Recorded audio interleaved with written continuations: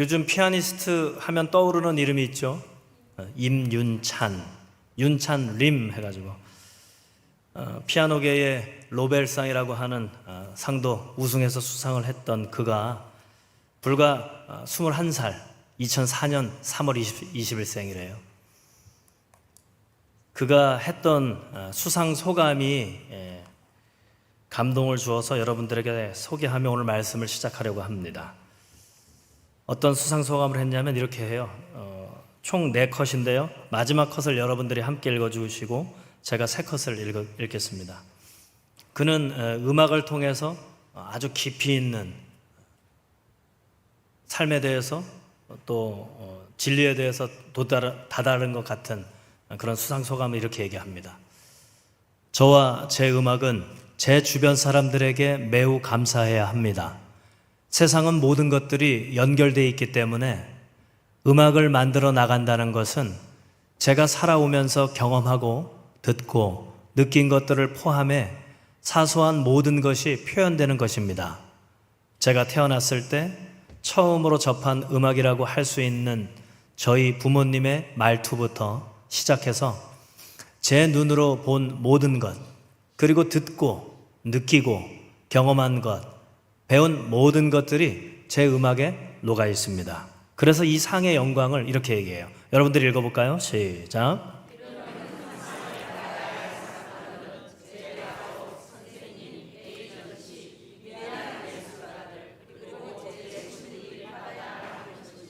네. 그가 한 모 방송사와 인터뷰를 했던 내용을 제가 한번 들어봤는데 그런 얘기를 하는 거예요. 자기가 피아노를 잘 연주하고 싶은 욕구가 있었겠죠. 그런데 한때는 그런 생각을 했대요. 관객이 어떻게 듣던 말던 내가 나만의 연주를 하는 게 중요하지 라고 해서 아주 심도 있게 연습하고 또 심도 있게 그 악보를 꿰뚫고 그 연주의 그 멜로디에 점점 깊이 있게 들어가니까 결국 모든 것이 다 연결되어 있다는 걸 깨달았다는 거예요. 이렇게 수상소감에서 얘기했던 것처럼 태어났을 때 처음 음으로 들어왔던 부모님의 말투가, 그리고 7살 시절에 친구들이 태권도장, 수영, 그리고 피아노 학원 다니길래 나도 가야 되겠다 해서 부모님과 상의를 해서 피아노 학원을 선택하게 된 것도 친구들의 도움이었다는 거예요. 그리고 그때부터 시작된 피아노 선생님, 또 학교 등등 만나는 모든 분들이 오늘의 나를 이렇게 음악의 깊이에 들어갈 수 있도록 최고의 연주를 할 수 있도록 도와준 분들이다. 그래서 이 상은 내 것이 아니라 모든 분들의 것이다. 이렇게 고백하는 거예요. 단순히 듣기 좋으라고 한 이야기가 아니고요. 임윤찬은 21살, 약간 조금 넘은 나이에 깊이를 깨달은 거죠. 꿰뚫어 본 거예요. 여러분, 우리에게 임윤찬 같은 탁월한 그런 음악적인 재능과 노력과 그 열정은 똑같이 있지는 않지만 임윤찬에게 없는 것이 있다는 거죠. 그죠? 옆에를 한번 보세요. 임윤찬처럼 최고는 아니지만, 피아노로 최고는 아니지만 다른 임윤찬보다 잘하는 몇 가지가 반드시 있다는 거예요. 그래서 지금 실망하고 있을 옆에 있는 분들에게 이렇게 얘기하세요. 당신은 임윤찬이 못하는 것을 할 수 있는 능력이 있습니다. 있죠? 네, 있어요. 있습니다.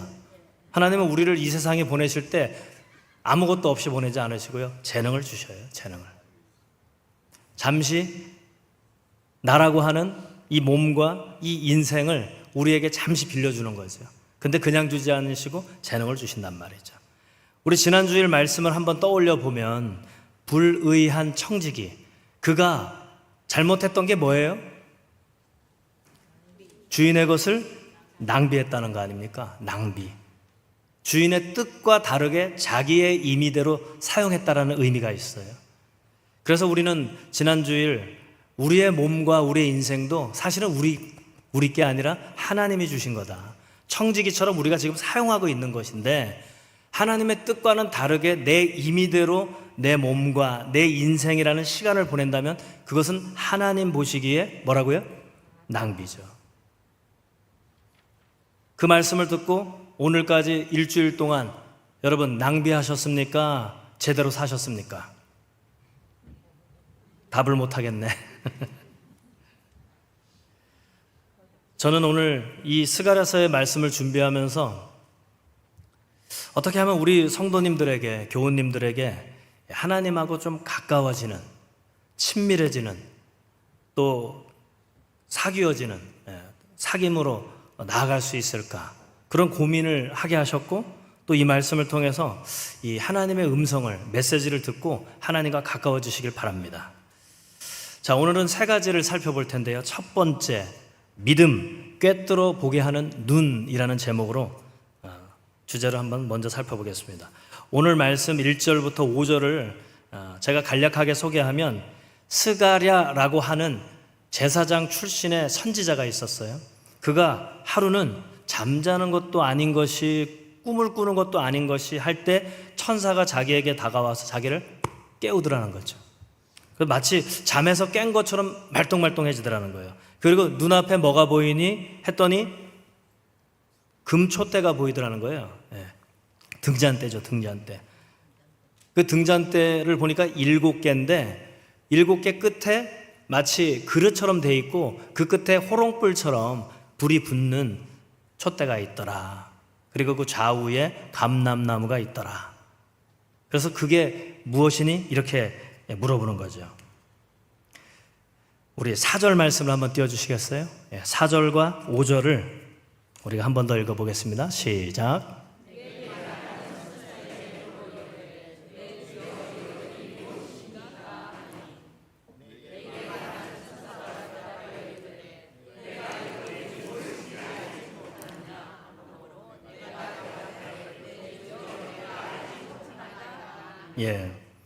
환상을 보았던 스가랴는 제사장 출신이었기 때문에 그 촛대가 뭔지 사실은 알았어요. 그런데 그가 모르는 것은 뭐냐면 그 이면에 어떤 의미가 있는지를 몰랐던 거예요. 여러분, 우리는 눈앞에 보이는 현실만 보면 모를 게 뭐가 있습니까? 그러나 그 이면에, 그 사람의 행동 이면에 그 사람의 마음, 앞에서 일어나는 사회적인 여러 가지 일들, 그 이면에 하나님의 뜻이 무엇일까? 우린 그런 걸 모르죠, 사실. 스가랴는 그것을 모른다는 거예요. 눈에 보이는 것은 이거였어요. 메노라라고 하는 거죠. 한번 띄워주실까요? 이거예요. 그러니까 초를 꽂는 것이 아니고요. 위에 보면은 기름이 들어가는, 호롱불에 기름을 받쳐놓은 것 같은 받침이 있는 거예요. 그리고 그 위에 불을 붙일 수 있는 촛대가 있는 거죠. 요거예요, 요거. 금으로 된. 그리고 밑에 관은 이제 기름이 이제 채워지는, 이걸 본 거예요. 그런데 이것을 몇 개였을까요, 여러분? 오늘 말씀에서 7개가 달려있는 한 개를 본 거예요. 그런데 이것과는 다르게 지금 이 상황을 간단하게 설명해 드리면 어떤 시대에 살았던 스가랴냐면요, 솔로몬을 통해서 예루살렘 성전이 건축이 됐어요.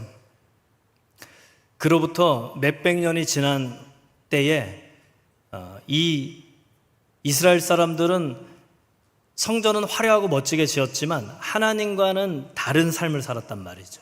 자신들의 욕망에, 세상에 이끌려서 자신들이 하나님께서 맡겨주신 이 이스라엘을, 그 몸과 인생을 낭비하며 살았어요.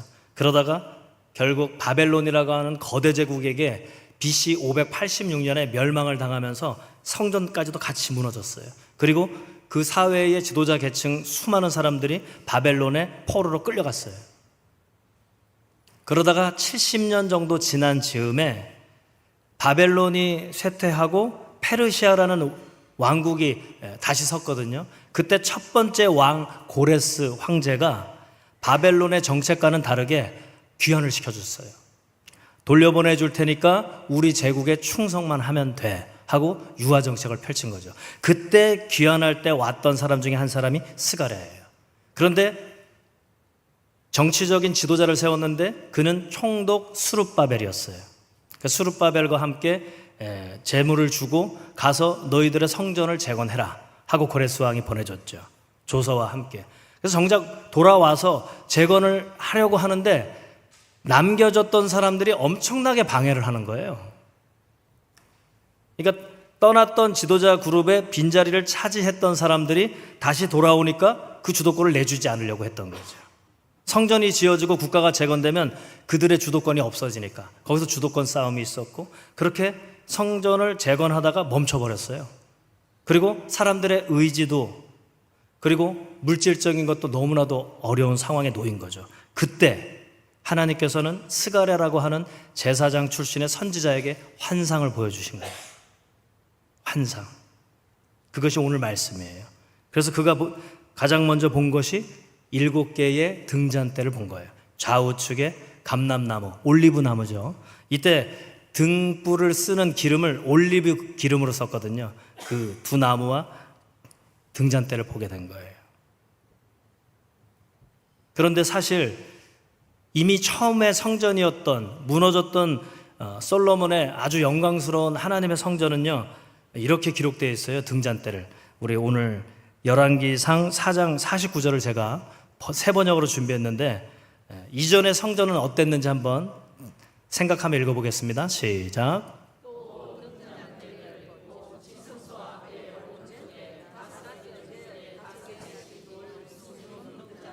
예. 솔로몬이 지었던 첫 번째 성전에는 이 등잔대가 몇 개 있는 거예요? 5개, 5개니까 10개가 있죠. 아주 큰 성전에다가 이 금촛대, 금 등잔대를 좌우 5개씩 10개 아주 의리하게 있었죠. 그런데 하나님이 보여주신 장면은 이 장면이 아니고 등잔대 하나만 보여주신 거예요. 그러니까 하나님께서 이왕이면은 우리가 재건하는 성전이 이전에 무너졌지만 처음 성전이었던 예루살렘 성전을 보여주신 게 아니고요, 딱 단조로운 등잔대 하나. 그것은 무엇을 의미하냐면, 성전이 지어지기 전에 광야 생활할 때 모세를 통해서 성막을 짓게 하셨는데 그 성막의 금등잔대를 보여주신 거예요.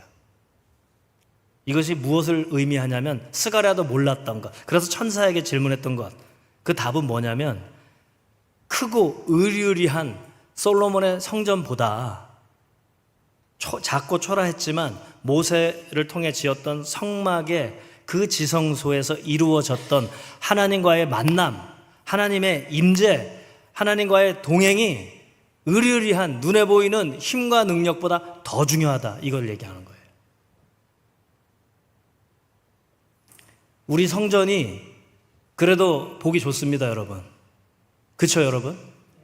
물론 지금 최신 성전들이 있긴 하지만 그래도 89년도에 진 성전치고는 굉장히 괜찮아요. 그런데 무엇보다 중요한 것은 이런 눈에 보이는 건축물보다 이곳에 앉아있는 여러분, 그리고 여러분의 마음속에, 삶 속에 하나님이 함께 하시느냐 아니냐가 중요한 거예요. 스가랴 선지자에게 그걸 보여주신 거예요. 하나님은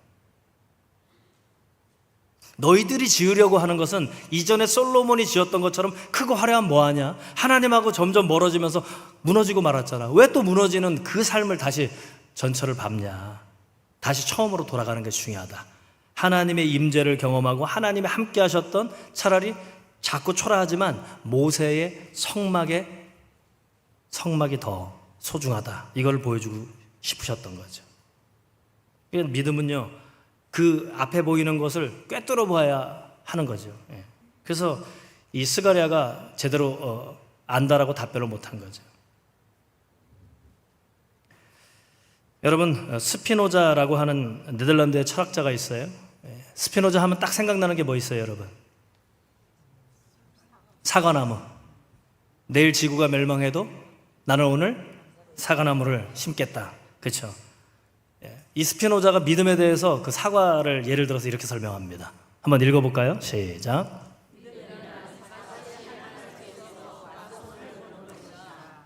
그러니까요, 사과 씨 한 알만 봐도 뭐가 보인다는 거예요? 나무도 아니고 과수원이 보인다는, 과수원이. 믿음이라는 건 그런 거예요. 그래서 오늘 우리 성경에, 신약 성경의 히브리서 11장이 믿음을 이야기하는 믿음장인데요, 그 첫 구절이 이렇게 되어 있습니다. 읽어볼까요? 시작.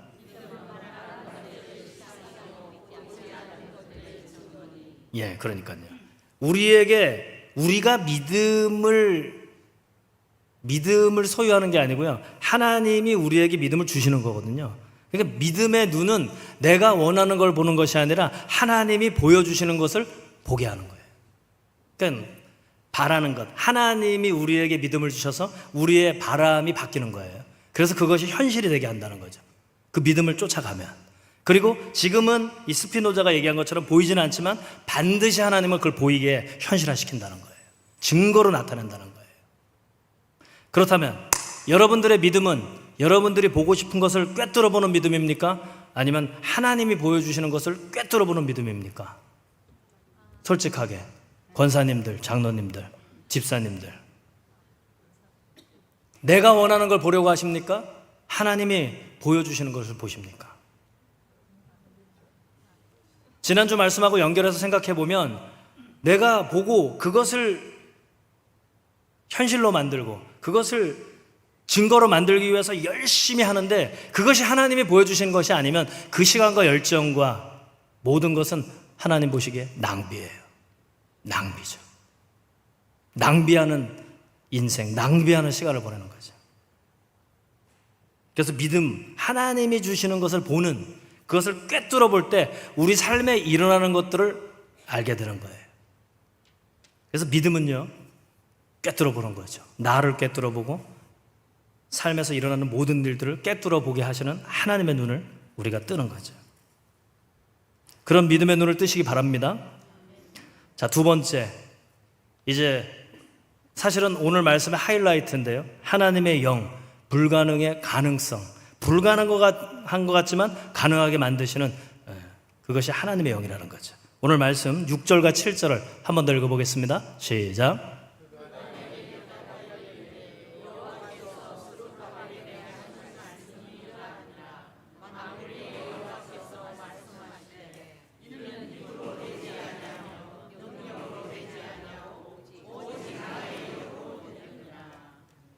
근사나 내가 무엇이냐? 내가 수룹바벨 앞에서 평지가 되리라. 그가 머릿돌을 내놓을 때에 무리가 외치기를 은총이 그에게 있을지어다 하리라 하셨고. 그죠? 우리는 오늘 이 말씀 가운데 비록 이 환상과 말씀은 스가랴라는 선지자, 예언자가 듣지만 그에게 주시는 이유는 지금 성전 재건을 가슴 부푼 꿈을 안고 왔다가 지금 난관 큰 산에 봉착해 있는 수룹바벨 총독에게 가서 전하라는 말씀인 거예요. 그런데 오늘 말씀 가운데 스가랴 6절 하반절을 한번 띄워주세요. 예, 힘과 능력으로는 불가능했지 근데 나의 영으로는 그게 될 거다, 이걸 말씀하세요. 여기에서 힘과 능력은요, 한번 띄워주실래요? 힘은 하일이라는 히브리 단어고요, 능력은 코아흐라고 하는 히브리 단어인데 이런 뜻이 있어요. 힘은, 하일은 권력, 재물, 군대, 양적인 거예요. 양적인 거. 또 능력은 신체적이고 지적인 거죠. 우리는 양적인 것을 동원하고 또 우리의 질적인 것을 동원해서 최선을 다하죠. 그러나 그것이 하나님과 관련되지 않고 하나님과 연관되지 않을 때 그것은 낭비죠, 낭비. 그럴 때 위기에 봉착해요. 그리고 나서 오늘 이 말씀처럼 이것보다 더 중요한 것이 내가 믿음의 눈으로 봐야 하는데 내 눈으로 보려고 했구나 하는 걸 깨닫는 거죠. 그래서 이런 문제가 이런 큰 산과 같은 위기에 봉착했구나를 깨닫게 되는 거죠. 그리고 나서 그제서야 하나님을 보는 거죠. 그런데 여러분, 이렇게 힘과 능력으로 살지 말고요, 하나님의 영으로 살면요, 우리의 힘과 능력을 매우 효율적으로 낭비하지 않고 살 수 있다는 거예요. 하나님이 그것을 수룹바벨 총독에게, 그리고 스가랴 선지자에게, 그리고 오늘 약 한 2500년이 지난 오늘 우리에게 이 말씀을 전해주고 계시는 거죠. 우리 옆에 있는 분들에게 이렇게 함께 나누겠습니다. 당신과 나는 힘과 능력을 낭비하지 말고 하나님의 영으로 제대로 씁시다. 예. 믿음의 눈으로 봐야 돼요. 그래야 그 힘과 능력을 하나님의 영으로 인해서 제대로 쓰는데, 믿음의 눈이 나의 눈으로 보는 것을 착각하면 힘과 능력을 낭비해요. 그러다 보면 위기에 봉착하는 거죠. 큰 산과 같은 문제에. 그제서야 하나님이 필요함을, 하나님이 함께하여 주심을 느끼게 되는 거죠. 알게 되는 거죠. 그러나 하나님의 영이 함께 하실 때 힘과 능력으로 불가능한 것들을 가능하게 만드신다는 거예요. 그런 신비가 있죠. 마지막 세 번째입니다, 여러분. 하나님은 창조하시는 분이라는 거예요. 오늘 말씀 8절부터 10절인데요. 한 번 더 읽습니다. 시작.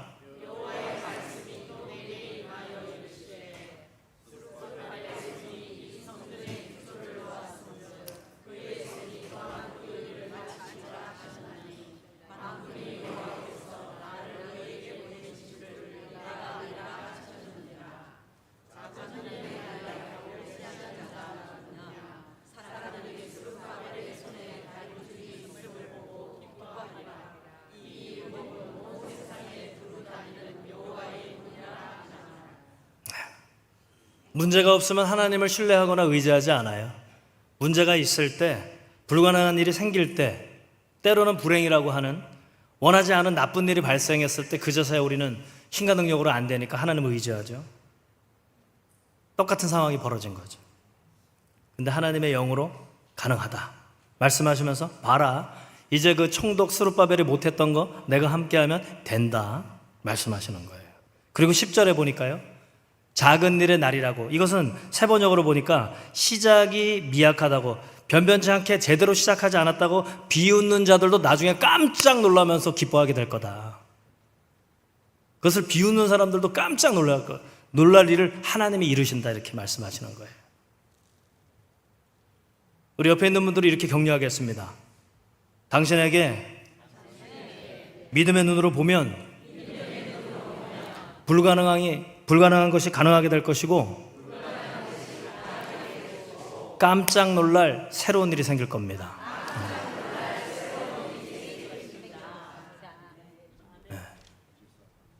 어려움이 있을 때, 문제가 있을 때, 큰 산과 같은 위기에 봉착했을 때 하나님의 영을 바라볼 때, 하나님의 영이 우리 안에 역사하실 때 새로운 일이 일어난다는 거죠. 여러분, 그 바람풍선 아세요? 바람풍선? 그 개업을 하거나 큰 식당 하면은 이제 이렇게 있다가 스위치를 켜면 이렇게 하면서 이렇게 되는 거 있잖아요. 이렇게. 예. 확 아시겠죠? 거기에 뭐가 들어가야지 풍선이 살아나나요? 바람. 하나님의 영 할 때 이 영이 히브리어로 루아흐인데 그게 바람이에요. 숨이에요. 공기예요. 우리 안에 하나님의 영이 임할 때 우리는 일어나는 것이고요, 눈을 뜨는 것이고, 불가능이 가능해진다라는 것을 나의 의지로 힘과 능력을 사용했던, 낭비했던 우리가 하나님의 영이 우리 안에 살아 숨쉴 때 우리의 힘과 능력은 어마어마한 시너지 효과가 나서 불가능한 것을 가능하게, 그리고 한 번도 해보지 못한 일들을 경험하게 되는 거예요. 프랑스의 철학자 들레주라는 사람이 이와 관련해서 이런 말을 했습니다. 읽어볼까요? 시작.